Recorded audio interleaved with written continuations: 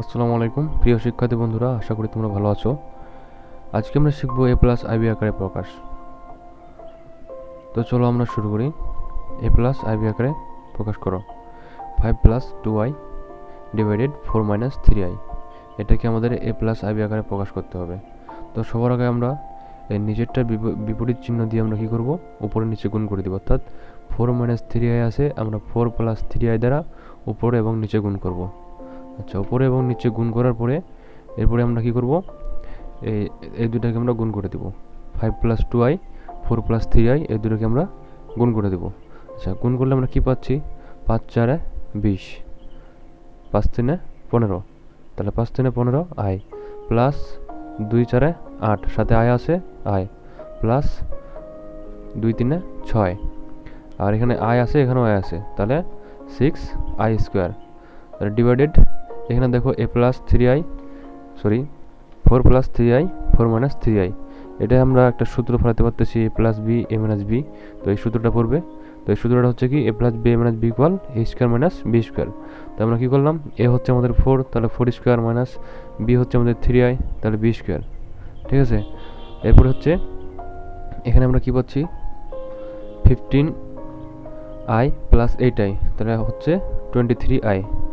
তাহলে এখানে আমাদের 20 থাকে গেল প্লাস 23i মাইনাস 6, অর্থাৎ এখানে দেখো i² মানে আমরা জানি কি -1, তো মাইনাসে প্লাসে কি হয়ে গেল মাইনাস, তাহলে ওই জন্য আমরা এখানে i² পরিবর্তে লিখলাম মাইনাস, কারণ 6টা তো ছিলই, তাহলে -6। ওকে, ডিভাইডেড, এখানে ছিল কি 4 × 4 = 16, অর্থাৎ 16, তাহলে 16 - 9, তাহলে 3 × 3 = 9।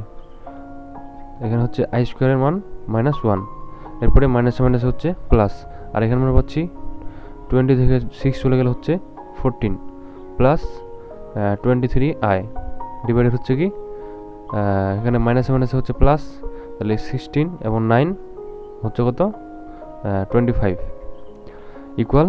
এখান থেকে আমরা তাহলে মানটা পেয়ে গেলাম। এরপর এখানে আমরা কি করব, এটাকে আলাদা করে দেব এবং এটাকে আলাদা করে নেব। তাহলে এখান থেকে আমরা পাচ্ছি 14 ডিভাইডেড 25 প্লাস, এখান থেকে পাচ্ছি আমরা আইটা আমরা সামনে নিয়ে নিব 23 ডিভাইডেড 25। তাহলে এটাই হচ্ছে আমাদের a+ib আকারের প্রকাশ। ঠিক আছে, আশা করি তোমরা বুঝতে পারছো। এরপরে আমরা আরেকটা দেখি। এখানে বলছে 3 + 2i divided 2 - 5i plus 3 - 2i divided 2 - 5i। তো এটাকে আমরা ঠিক একইভাবে আমরা করব। তাহলে এখানে আছে কি 2 - 5i, অতএব আমরা এটা কি করব, 2 + 5i দ্বারা উপরে এবং নিচে গুণ করে দেব। ঠিক আছে, এরপর এখানে আছে কি, নিচে আছে 2 - 5i, তো 2 + 5i দ্বারা আমরা উপরে এবং নিচে গুণ করে দেব। তাহলে আবার এখানে পাচ্ছি কি 3 + 2i 2 + 5i, এই দুটোকে আমরা গুণ করে দিলে পাচ্ছি 6 + 15i + 4i + 10i², আর এই দুটোকে আমরা গুণ করলে পাচ্ছি 6 + 15i - 4i - 10i²। আর নিচে পাচ্ছি হচ্ছে a + b a - b সূত্র ফেলালে পাচ্ছি আমরা 4 - 25i²। তো এটাও 4 - 25i²। তো এখান থেকে আবার ক্যালকুলেশন করলে আমরা পাচ্ছি 6 + 19i + 10, এখানে i² জন্য হচ্ছে -1, আর ডিভাইডেড নিচে হচ্ছে i² জন্য -1 প্লাস 6 + 15 থেকে 4 চলে গেলে হচ্ছে 15i থেকে 4i চলে গেলে থাকতেছে 11i মাইনাস 10i² জন্য হচ্ছে -1, আর নিচে হচ্ছে i² জন্য -1। আচ্ছা, এরপরে আমরা পাচ্ছি কি 6 + 19i মাইনাস হচ্ছে, এখানে যে প্লাস ছিল +10 ছিল, তো এখানে মাইনাস ছিল, এখানে প্লাস ছিল, তাহলে প্লাসে মাইনাস হয়ে গেল মাইনাস, তাহলে -10 ডিভাইডেড মাইনাসে মাইনাসে প্লাস হয়ে গেল 25, তাহলে 4 + 25। এখানে হচ্ছে কি 6 + 11i প্লাস, এখানে মাইনাসে মাইনাসে প্লাস 10 ডিভাইডেড, এখানে একই হিসাব 4 + 25। তো এরপরের লাইনে আমরা পাচ্ছি